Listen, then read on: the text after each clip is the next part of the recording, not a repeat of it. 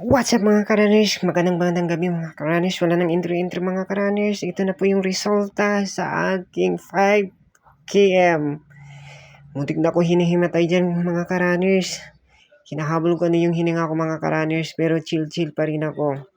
Ang iniisip ko, kayang-kaya ko pa to. Kasi hindi pa tapos dyan ang laban mga karaners. May bardagulan pa ako mga karaners. Tuloy-tuloy pa rin. Pahinga lang 5 minutes para tapusin yung 3 kilometers mga karaners.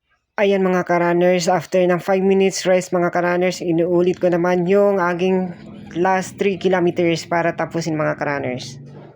Mga karaners, ayan na nga, patapos na yung last 3 kilometer ko mga karaners. Sige pa, takbo pa more.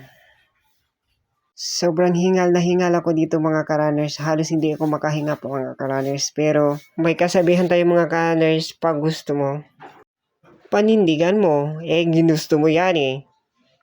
Takbo pa more. Akala ko malakas ka.